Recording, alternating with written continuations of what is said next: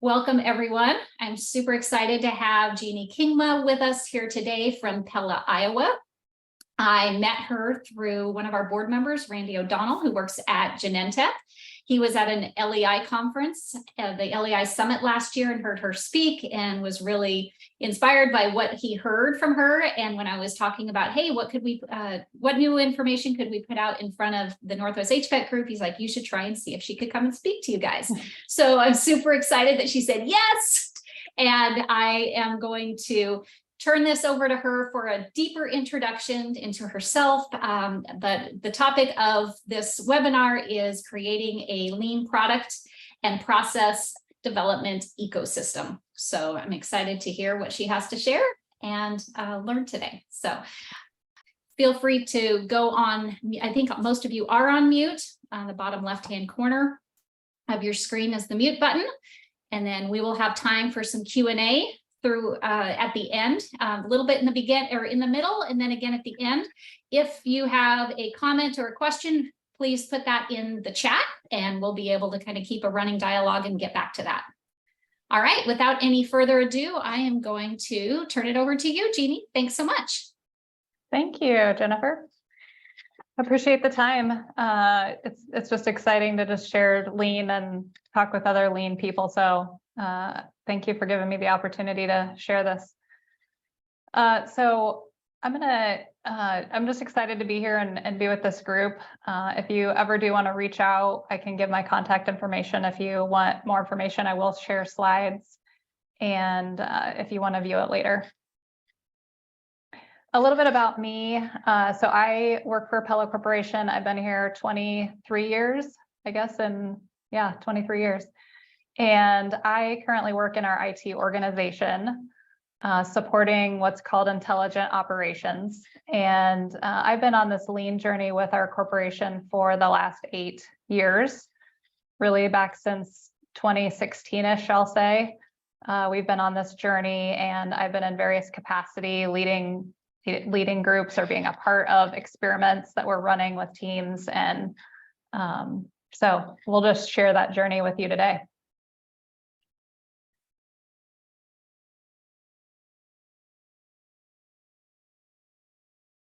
Okay, hopefully you can see everything fine. Again, Pella Corporation, we make windows and patio doors.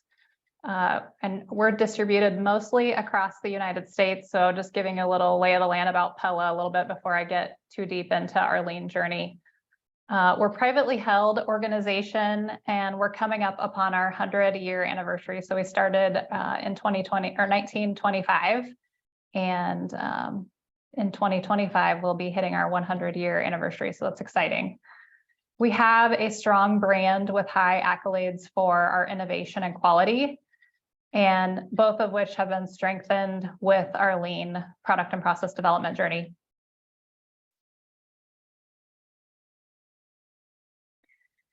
All right, so this is a slide just to give you a little kind of journey that we've been on over the last several years. But at Pella, we started our lean journey back in 1993, and the focus was really primarily around operations, where continuous improvement and Kaizen became big staples for us. And that call to action was really at a time where we were in this rapid organizational growth, and it was driving a need for our company to get a lot more efficient in manufacturing to serve our customer base. We were expanding, we were trying to get into new markets, we were trying to get into new product lines, sell different material types. And so we were vastly growing and trying to meet the needs across the United States. And you can probably imagine with windows and doors, there is a very different need depending on if you're in Florida or you're in California or you're in Texas or you're in Iowa. So it's very different geographically, what each customer really needs. So lean quickly became embedded at Pella and has built into an incredible part of our DNA and our culture.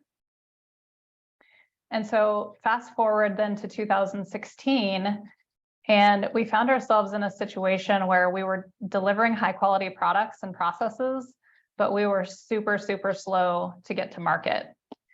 and the competition was beating us. We actually had some C-suite executives that said we're out in the field and hearing from our customers, and they were saying we were too slow. And so we really had a rally cry back then, and we got connected with LEI, Lean Enterprise Institute, and they really helped us get on our lean journey. So we started using more lean principles into our product and process development to help deliver step-level improvement in our speed. As a company, we've continued to be very dedicated to both lean manufacturing as well as lean product and process development.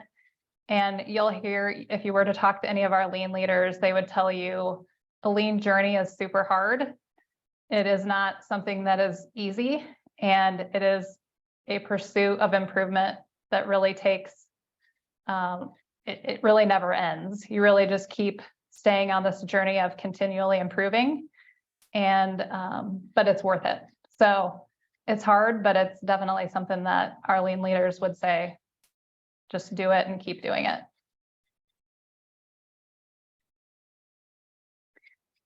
So we came up with 4 essential elements that really, without a commitment to all 4 of these things, it will be difficult to make positive advancements on your journey. So if your organization's missing any of these elements, I would recommend working on establishing some of these first. And so I'm going to dive into each of these a little bit. The first one is the first essential element is people-focused culture. So a culture that genuinely cares about the individuals and the team and is willing to create highly collaborative environments. LPPD will be a significant challenge in environments that are highly hierarchical or authoritarian. The second essential element is finding people with a passion for LPPD. We've got some leaders across the organization that just are super passionate about this, and they're really what drive this work forward for us. We dedicated a small team of people that had that passion to really kickstart our journey back in 2016, and it really became super contagious. We created sub-teams that worked in certain areas and experimented in areas, and that got a ton of visibility and really propelled our momentum in this area. They were really dedicated to work on business goals that were tied to delivering LPPD. And so they're passionate and accountable for advancing the effort. And that's continued on to today. The third essential element is having leadership that is supportive and an advocate for the change. Because change is super hard and people tend to want to shy away from change. And so if the executive team is pushing against the change, it will be really slow to get it established. Taking the time to influence and get buy-in from leadership is really important. It also matters because those leaders are typically going to be the ones that are going to provide support from their functions to help drive the effort forward. So if you don't have that buy-in and that understanding about that journey, it'll just make it a little slower for you. For us, we created a dedicated steering team that had several cross-functional sub-teams pushing specific areas of improvement. So we had teams that were dedicated to the work and doing experiments and running those. And then we had a steering team that met every so often, and they would see the value that the teams were delivering, as well as they would see the pain points. And we would have that time to be able to share what's going well and where do we need some help. We kind of think of it as like a road show. So we would go around and discuss with each of these leaders to get more buy-in. And that's really helped us move this forward too. And then the final element is continuous coaching and a big commitment there. Sustaining change is not easy, and you need to be invested in providing continuous support and training for those teams, because it gets easy to get lost. When you think about new people starting, people changing roles, simply forgetting or falling into old habits, all those create a need for ongoing support. And we have dedicated a coaching role dedicated within our engineering function. I used to be in a coaching role within our EPMO office. I've since changed roles, but that role still exists in our EPMO, and I'm also trying to drive some change within our IT function. So having those formal and informal coaches have really helped drive this forward for us.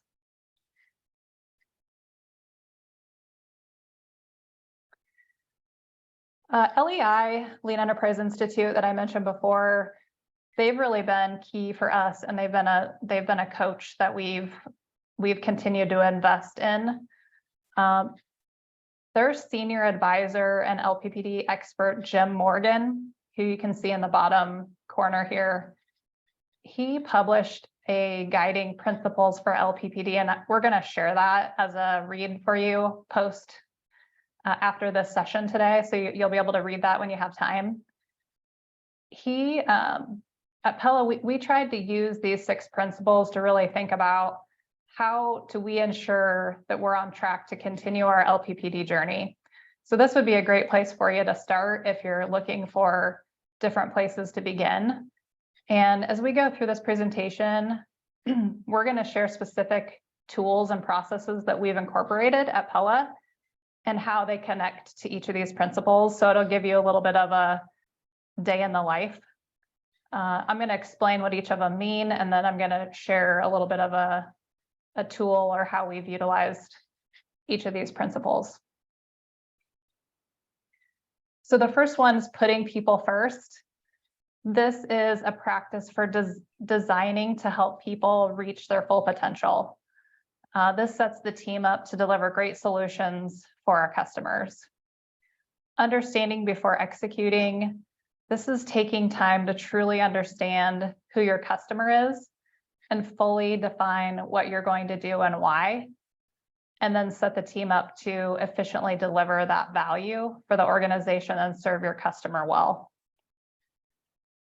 LPPD as a team sport is a cross-functional approach, and it's really a foundational piece of LPPD practices. This maximizes the value creation throughout the full value chain. So we say this all the time. It's a team sport. We're all working together. We're all trying to get to a common place and a common goal.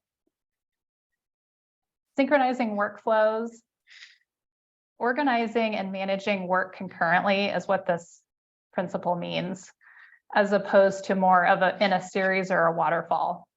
So to maximize forward movement across the value chain, this really enables us to reduce time to market. And this is really the fastest enabler to for that speed. And we'll share how we did that.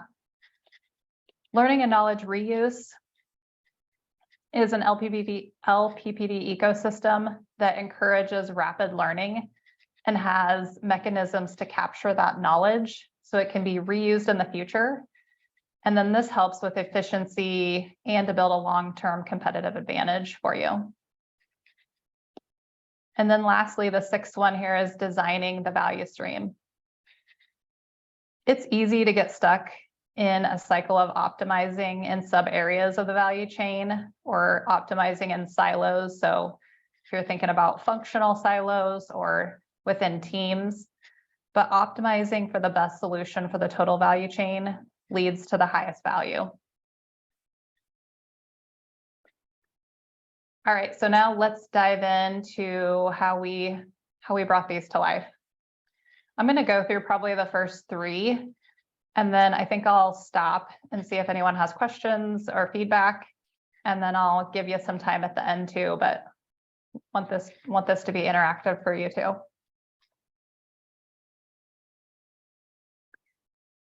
So we'll jump into some examples of putting people first. Again, this principle is really about helping people so that they get to their full potential and deliver great solutions.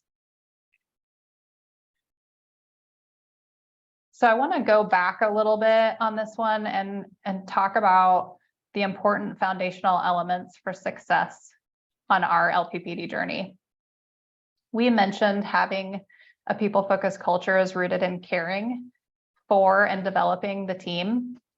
And at Pella, we've created really a rooted culture in caring deeply, learning continuously, and achieving results. You can see that on the slide there, those three those three icons. And that's really something that has been established as part of our Pella culture. And they've really turned into our culture pillars. We actually have pillars in our atrium area, and those three are all printed on our pillars within our courtyard area. And everyone knows around the organization knows those culture pillars. And that's just the way we do business, both the processes and the practices. And they're designed in alignment with those cultures. So that's one way we've done it. And then the other is one of the tools that we've used to support the people first principle is an and-on meeting. If you haven't heard of an and-on, it's a term that alludes to a light up or a flag. And that typically is used to highlight some sort of an issue. You often see these in manufacturing. So there might be a flashing light, or it might be an audio signal to tell someone that they need help. So it's oftentimes a signal. And in LPPD, this is an actual meeting designed to create an environment where the team can elevate issues and ask for help. And we often say we want helpful help because sometimes we haven't always gotten helpful help. This isn't a meeting for complaining or passing the buck. Really, it's a time for the team to bring up problems to solve. And the leadership team is asked to help solve those. The team should have already taken a stab at trying to solve the issue on their own. And now they're at a point where they couldn't solve it on their own. So they're looking for leadership support to help solve the issue. Leaders are expected to respond immediately. And I wouldn't say we got there right out of the gate. It took some time to get there. But now we're at a point where leaders know that you're asked to respond immediately or very quickly. And we're also asking all of our leaders to act with urgency to show the team that they care and that they're supporting them in moving forward. Passing the issue back to the team is also not allowed. And that was something that a pain point that we saw in the past too when we first started this. It was often like, well, have you tried this? Or just giving anecdotal solutions versus and throwing it back to the team versus helping them solve it. Things teams often ask for are specialized resources or funding they may need, a time extension if a risk elevated. They might need help in negotiating with other functions or suppliers. So this process has been a big trust builder for us, and especially between project teams and leaders. An example I'll give you of a time when we used an and-on and it went through the process like we expect. There was a new innovation beta going on, and the team fell behind in their test builds for some performance evaluations. And they were really looking for a resource to help them with building some prototypes. The team brought that request to one of our leaders and asked if they could give them some help. And that leader was able to reach out to another colleague who had a team member that could support with those skills, because you can't always have just a warm body. You have to have sometimes certain skill sets. So they knew someone with those skill sets, and they secured a person to support that team to build some prototypes for a time period. So those are often typical things that would come up in an and-on, and we would ask leaders to help us support those teams. We've really found that the team thrives in a collaborative, empowered, and supportive environment. And so these and-on meetings are a great way for us to be able to do that.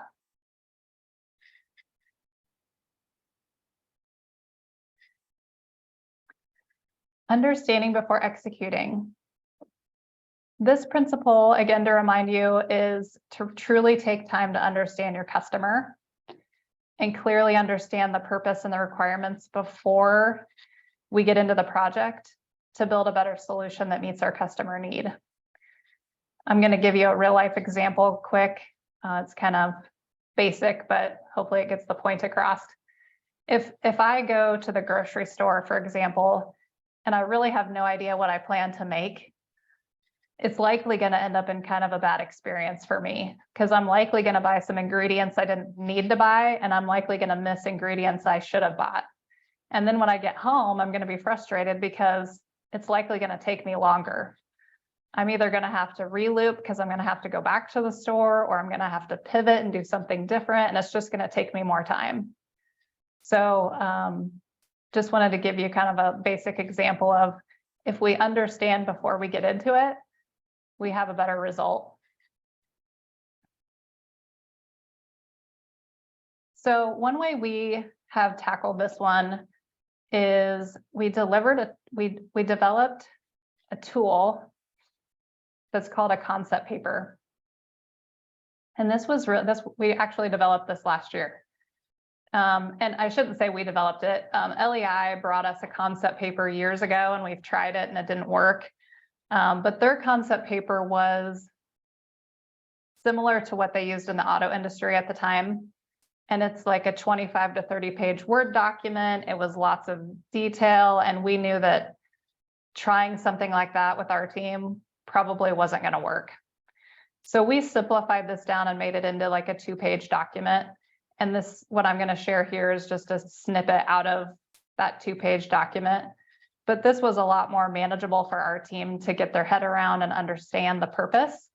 And so I'm going to talk through a little bit about how we utilize this concept paper.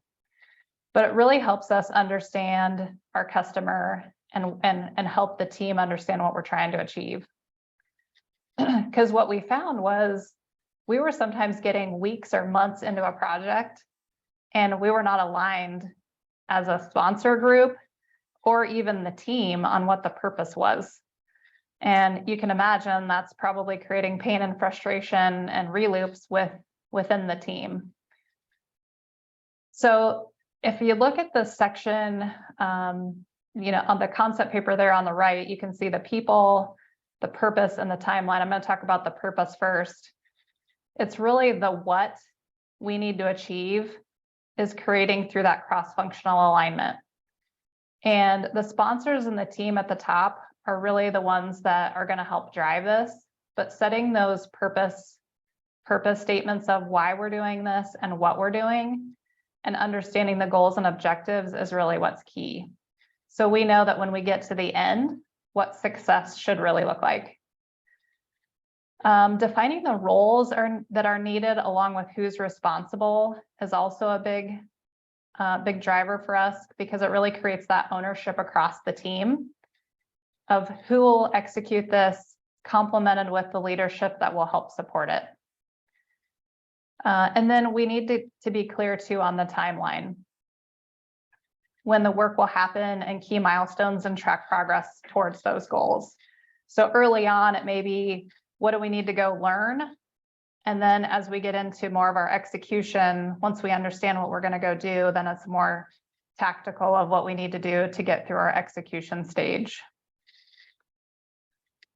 I thought I'd share a little story about a real example that happened a few years ago, where we were just, well, no, it wasn't. It was just last year, I guess, when we developed this.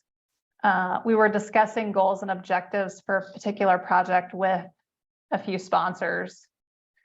And I was on the call with them, and you could quickly tell that the sponsors weren't aligned on what the goals and objectives were. It was kind of like each function had their own take on how they wanted this project to support their function, but they weren't aligned as a united front.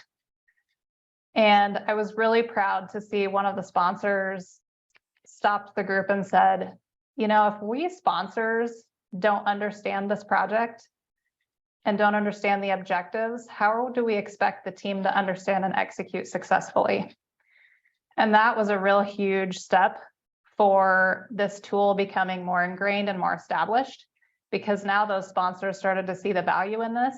Because as you can imagine, understanding before you execute, doing some of this stuff before you get started, oftentimes it isn't always what everybody wants to do. Everybody just wants to hurry up and dive in and start working. And this is taking a step back before we get started and building this out. And so sometimes you'd hear sponsors and leaders say, you know, we just need to get going. We just need to get started. We need to, we need to hit this deadline. We need to hit this goal that they already have set out in front of us. And so those comments were just a huge stepping stone, because then that sponsor could then influence other sponsors that this is really worth it.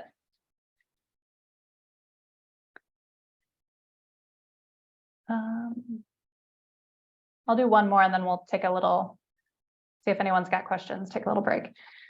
All right, this next one is LPPD is a team sport.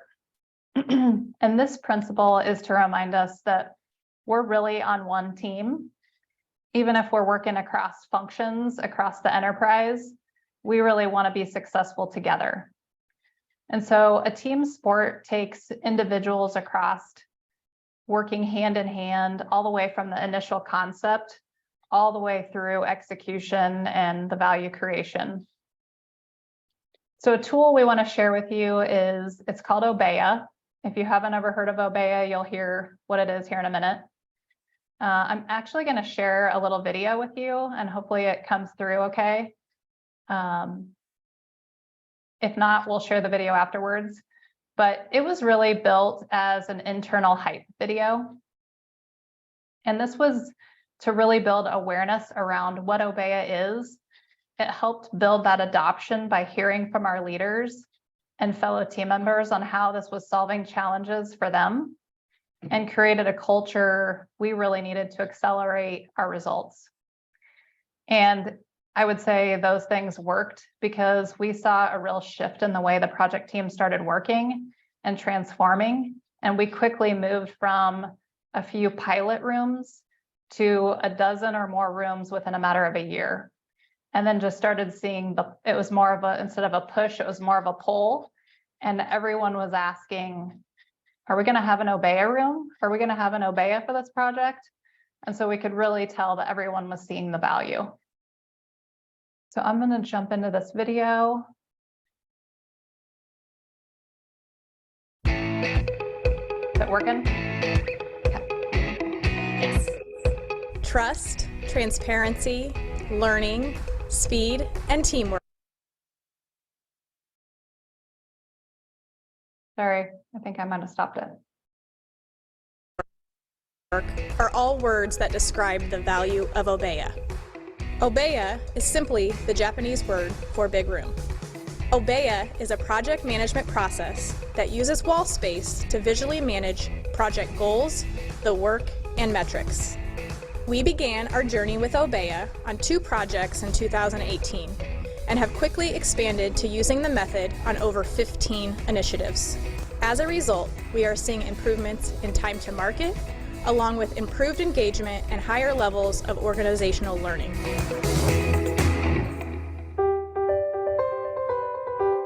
I think the biggest benefits of the big room are a couple, really: visibility and communication.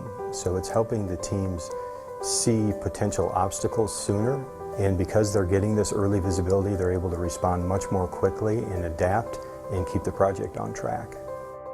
The ability to have one centralized space to visualize what's happening as we both execute and have to adjust the project, throughout the discovery process and throughout the execution processes. It's nice to be able to go back to that one space and have everything there.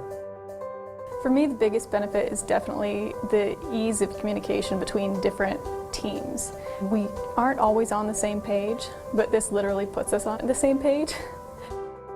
And it's maintaining what we do, it's just doing it in a different way. In the increased communication, the improved collaboration, those are the things that are driving results. One of the things I really love is the "and" on board. I think that's a really good example, because very quickly as a sponsor, I can see what decisions are waiting on me. The big room process has really helped me be more successful through the regular cadence of flight control meetings with all of the project owners there together. The biggest benefit of the big room is the visual action plan. I had never seen a product development process before from beginning to end, and really having it all laid out really helped accelerate my learning. Team members that are impacted by this space tomorrow or the next day or 6 months from now, it really puts things in perspective. Quite honestly, I probably would never want to be part of a project that wasn't utilizing the Obeya process. The big room process really aligns well with the Pella culture and how the culture is evolving. I think it's helping us get to results more quickly, and it's helping certainly facilitate cross-functional teamwork. It's okay to be red, it's not okay to stay red. And so it really helps kind of anchor that caring piece of our culture, but also helps us learn and be more transparent than we've ever been before. The safe place to highlight those risks and to share what you're worrying about. You know, it's about getting the right decision at the right time, discipline, focus. All of those things are resulting in speed to market, better quality, and ultimately better results for our customers.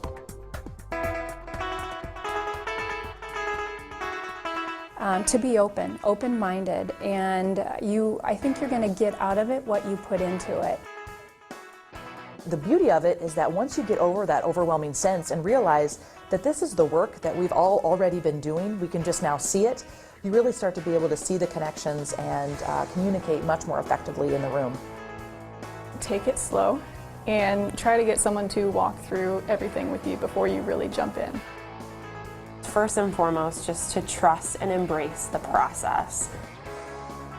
Go in knowing that, again, it's new, and the only way we're going to learn and grow is to commit. It's a great opportunity to become a better leader.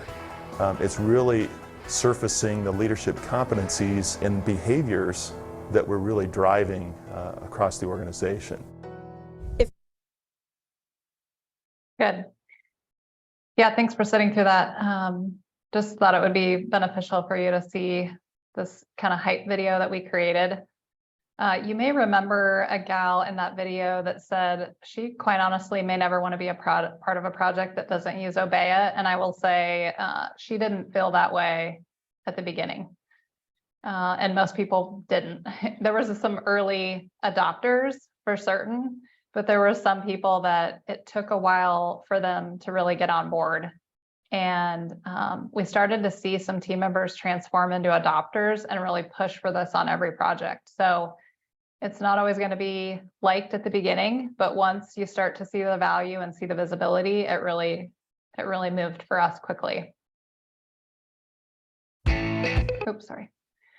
Okay, so you saw in the video that Obeya really is a Japanese term for big room, and really how that comes to life is there's really, in our world, we have physical and we have virtual Obeya spaces. And so there's a couple images here of some of our physical spaces and virtual digital rooms, and both can work with the right combination for your team. It just depends on, do you have a lot of people that are located in the same place, or do you have a lot of people that are spread across into different areas and they can't get together on a regular basis?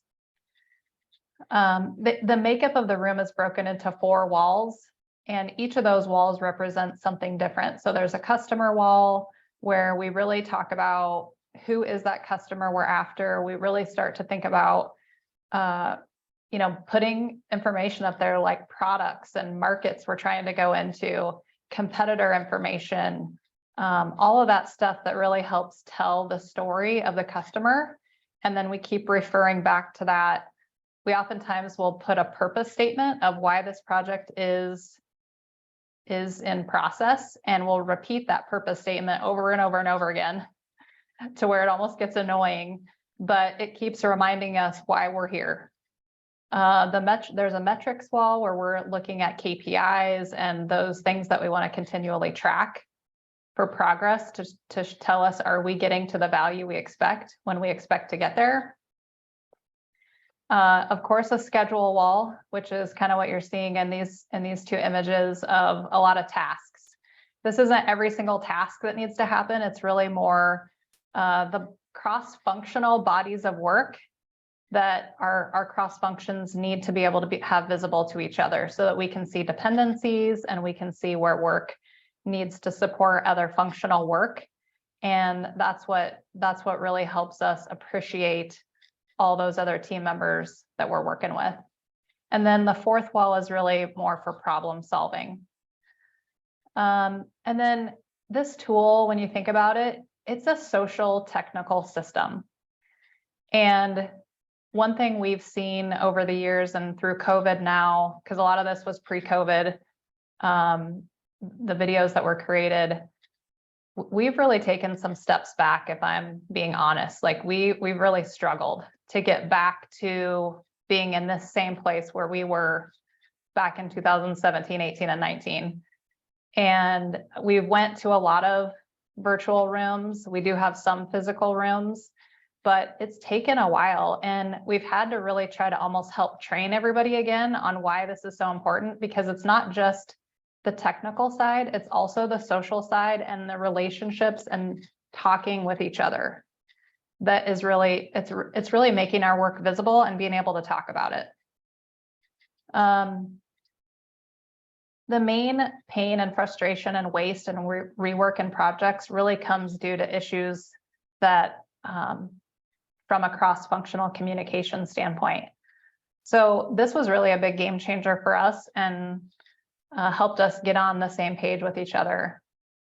We quickly pivoted and had a ton of rooms within, had over a dozen rooms in a year. And then within a couple of years, we had over 30 rooms.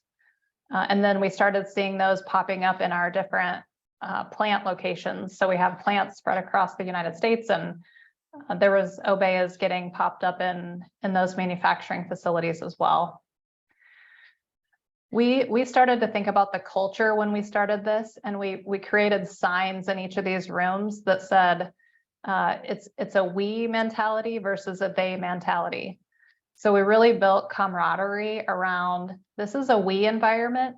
We're in this together, back to that team sport. We really started to see a shift in the words people used, because it used to be more like they over there and them over there and us. And so we really changed what we started to hear our teams start to say. And then everyone had more respect for one another. We spent a lot of time changing those words, and that really helped deliver and keep us towards a common goal. So Obeya was pretty big for us. I'm gonna pause here for a couple minutes and just see what questions you guys might have. If not, I can keep moving. Anybody curious about anything? I have a question about how big of a project, or how big does a project get before it becomes something where you would use the Obeya room setup versus it's just, is it like number of people that are in it? Is it some other metric you'd use? Yeah, that's a good question. I wouldn't say we had like a formula necessarily. I would say we had leadership agenda initiatives, that what we call it, and they were coming from our executives. And a lot of those were large cross-functional projects. Our EPMO was helping drive, project management office was helping drive a lot of this. And so it was kind of like any project that our PMO was driving, we were trying to use these tools. If it was like functional projects that were more like within one function or two functions, they might just run a different playbook. But this was more highly cross-functional, 3-4+ functions, where we were, spending a lot of capital, spending a lot of expense. Might be, 1 to 3 year project potentially. Cool. And just curiosity wise, for the software you're using for the virtual room, what software is that? And has it been useful, or have you had issues with it? Mm-hmm. Yeah, we use Obeya. When COVID hit, we took 1 week and moved all of our physical spaces to virtual, and the teams were tremendous at jumping right into this virtual tool. I will always say, no matter what, that it's easier to start with pen and paper because it doesn't take anything to learn that. When you start trying to learn a new process and learn a new tool at the same time, it gets hard and people start to get bogged down with the tool. Luckily, we had this so established that moving to the tool was pretty seamless for us. But sometimes I would say people struggle with trying to learn a process and a tool at the same time. But iObea it's kind of like virtual whiteboards, and there's schedule walls, there's lots of different templates out there, but that's what we've used. I know some people use Miro and some of those too. Cool, thank you. Yeah. I have a quick question for you. So has the success you've seen using this approach, has that affected how your organization is structured? We haven't changed any way people are organized. I would say we're still pretty matrix organized, organized through functions. And so yeah, I wouldn't say there was any functional changes to the way people reported.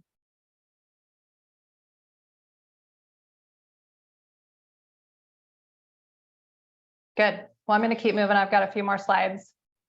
Oh, yeah, go ahead, Matt. Pops up real quick. Yeah, go ahead. Jeannie, I got a quick question. Thanks for sharing what you're sharing here.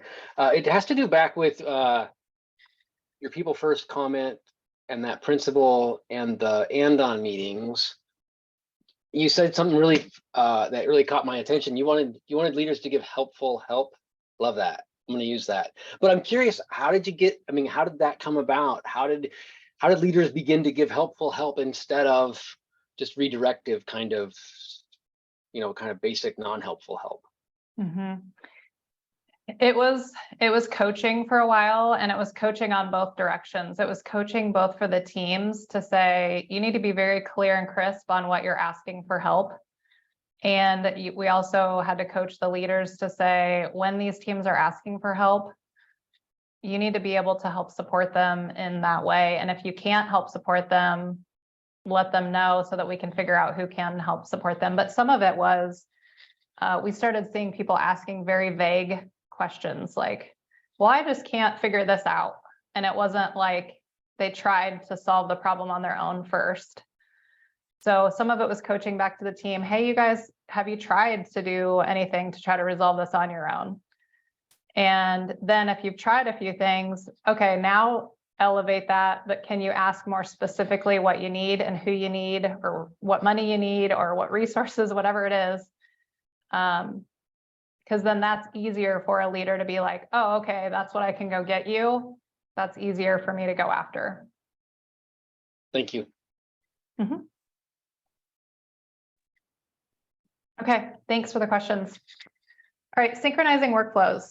This one we talked about, this is the biggest unlock, I'll be honest, to get speed to market.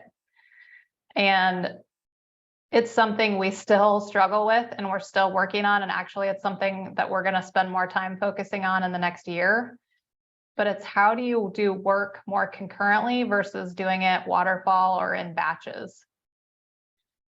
And so we focused early on really in that process and system design section you see circled to really try to figure out how do we visualize the places where information is being handed off to one another, to teams and functions. And so we used to say that everything had to be complete before you could hand it off to the next group. And we quickly, once we started getting into this, it was like, okay, we did a value stream map event and we could see where all the pain and frustration was and all the wait time that happened between teams. And that was really a big eye opener for us to see that, hey, if we could reduce the amount of waste that's being processing time, just waiting on people to move from one function to another, that could be a huge time saver for us. So we moved to more smaller batch handoffs that were with stable data. And one thing LEI has taught us is incomplete yet stable data. And so like if you're planning a trip to Disneyland, there's going to be certain things that are going to be complete and there's certain things that are going to be incomplete. Like you might know that you're going to go on this date, and so that date is stable, but there may be some things that are incomplete. Like I don't yet know if I'm going to fly or I'm going to drive. I don't know if I'm going to get fast passes or if I'm going to wait in line. Like those things that are incomplete yet stable. And so those were kind of the key triggers that we started looking at. So like if you think of a window in our world, it's really made up of a frame, there's a sash, there's glass, and there's hardware at its basic form. And so we found ways to hand off in logical components of work between our engineering function and our IT function. And so we would say, okay, engineering, when you're done with the frame, hand that information off to IT and IT can get started, while simultaneously you're still working on the sash and the glass and the hardware. And then hand off the next logical section. And so we started handing off in these smaller batches, and that helped progress on those components much quicker. Now, this does create some risk because in the past, it was like we would wait for all of those things to get done and then hand them all off in one big chunk. And so it does create some risk that there may be reloops. But what we found is it would come in the form of smaller batches versus large, costly changes. So even with those small batches and reloops, the overall duration has seen a huge increase in the speed of delivery for us. And we would love to keep working in some of those other arrows. And that's LEI just talked about a new theme to focus on for our October session where all of our LEI partners are coming to Pella, and we're going to focus on concurrent work. So I'm pretty excited about that theme. Learning and knowledge reuse. This is again about, sharing that knowledge, documenting it and capturing it so that future teams can benefit from it. One way we've utilized this is we've created what's called a knowledge gap document. And this is really, we actually pull a group together, a cross-functional group together, and we talk about knowledge gaps and decisions. And this has been a great way to uncover the information we know or what we need to learn. And so soon after we kick off a project, we'll pull a cross-functional group together and we'll hold a knowledge gap session. And then each team member will share their knowledge and their skills, and they'll use that to help give the knowledge we know. And then we'll talk about the questions and things we don't know. We typically don't like these to be like yes or no answers. It's typically more meatier questions. And we'll document all of those and determine when do we need to know these answers by. So it's kind of like back to that Disneyland example. Like, well, at what point do we need to have a decision made for, are we flying or driving? And at what point do we need to have a decision on if we're getting fast passes? At what point do we need to buy a hotel? Like making those determinations of when those decisions need to be made, then that really has helped us think through each of these questions and how quickly they need answered and who can answer them. And then we'll actually put these as cards and put them on our Obeya wall as knowledge gap number 5, and we'll put it in whoever lane is responsible and the date that it needs answered by, so that we keep visibility of all these questions that need to be answered at some point. And then this last one, designing the value stream, is again about optimizing in sub areas of the value chain. Jeannie? Yeah. Quick question, Chris Carpenter here. On the knowledge, back a slide. Sure. Wasn't sure how far you were going to go with that. Great. I think this is a great aspect. We do something similar. We refer to them as knowledge briefs, and they're core engineering concepts that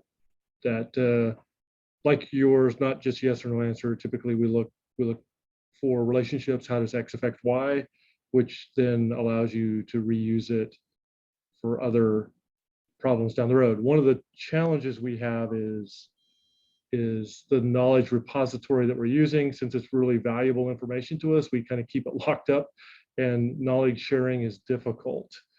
And it sounds like are you looking beyond just the project knowledge gaps, or, you know, as an example, if you learned a particular relationship that helped you make a higher quality window or at a particular part of the process, that's something you might want to share with the rest of the organization, right? Not necessarily that's on that particular project. Have you tell me more about the reuse part of this, I guess, long preamble. Sure.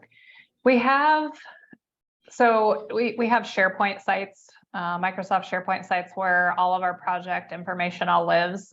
When we went in COVID, we went to Teams. And so now we've got Microsoft Teams, and then they utilize SharePoint sites as well. But a lot of that is where the repository of all this information lives. So it is out there, people can access it. I will say a lot of times we have certain experts in certain knowledge areas. So we have certain windows that certain engineers only work on.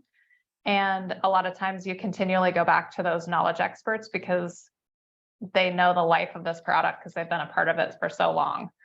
We've got the benefit of having a lot of tenure people that have been in the organization 20 or 30 years. And while that's not always great because you may not have everything documented in some cases, you've got a lot of knowledge up in the head, but I would say we've utilized SharePoint for a lot of that information. Thank you.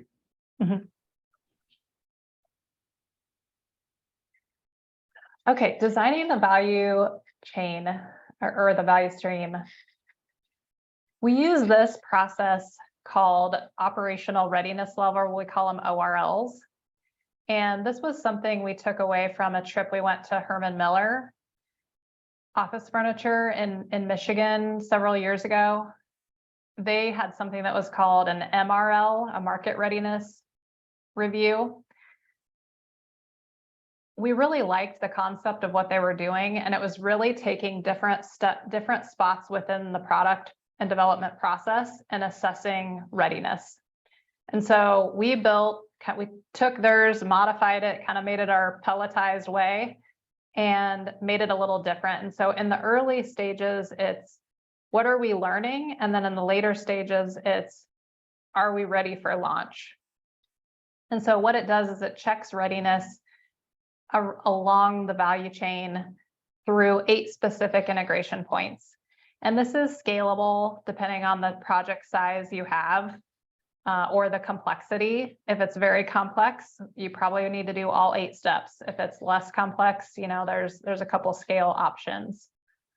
But it really helps take these events to the Gemba. You can see an image there where we've got a full team of finance, marketing, engineering, IT, operations, really almost every function as supply chain is represented in this picture, where they're all at a plant building product and assessing readiness for the delivery of that project. And it's at integration points, the cross-functional team meets, they evaluate, and then we take action. So there's kind of a bogey at every, or a par at every stage that we've created. And then we're looking across 24 categories across systems, supply chain, operations, floor, you know, different area, engineering, design. We're looking at all those areas and assessing kind of the key critical areas that we found that typically bite us. And we're assessing, are we at the stage we expect to be here or not? And so we kind of have this red green. And then any place we're red, you heard in the video, it's okay to be red, it's not okay to stay red. We talk about those areas that are red, and then we're asking the team, what are you going to do to get to green? So by the next time you hit the next ORL, that one that was red better be green. Or we need to be elevating that to our and on for help. And so this has been a great a great unlock for us too, to just evaluate readiness throughout the process. We've done some of these virtually where the plant team is there, and we've had some where the other teams are just watching. We've done some where people have videoed the assembly process and shared videos so that we can still keep this active even if people can't get to the sites. But we're pretty much traveling like normal again, where everyone's traveling to these different sites again. So this is pretty much back to where we were.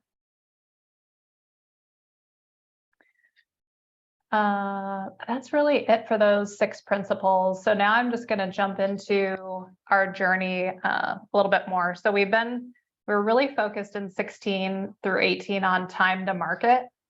How do we get to market faster? And then we realized that over this 7-year journey we've been on,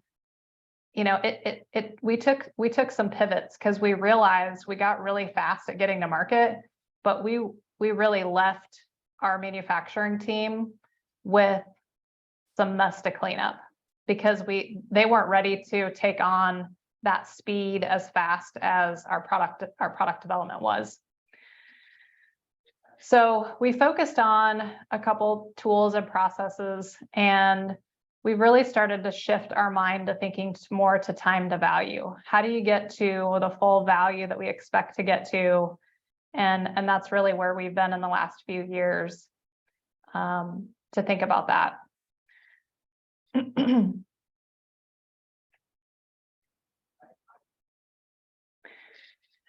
And then when you think about struggles, LPPD has been it's a tough journey, and you will struggle, but the payoff for both the team and the business has been well worth it for us. And we've been on this journey. We've had a few struggles. We've had some setbacks, like I told you, with Obeya rooms and things like that. But things to look out for is really those social technical tools. Like, how do you make sure that the social piece where the people are interacting and the technical are working together? Because those tools without the right behavior will not deliver the value. It's not about checking a box, it's about learning and communication that happens within that technical system. Change takes time and the pace of change. So, like I said, we've been on this journey for 8 years, and it takes some time. We just were at GE Appliances a month or so ago, and they've been on a lean journey for way longer than we have. And so it's refreshing, yet to know that there's other companies out there that are struggling with some of the same things we are. And so it does take time. It is a journey, but the value will significantly be better than what you were doing before. And don't lose sight of the time it takes you to deliver that full operational and financial value with the projects you're doing.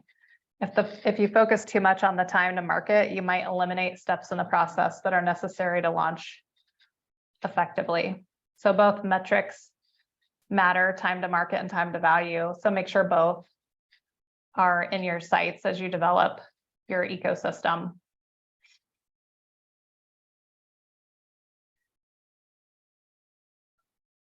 Yeah, so that was kind of what I wanted to cover today. I know we're close to time already, but I'm happy to open it up for questions or how we could help answer anything else. Yeah, thank you so much, Jeannie, for sharing your journey and, especially the struggles along the way, because nothing ever is smooth, but you have a lot of great examples in there that we learned from.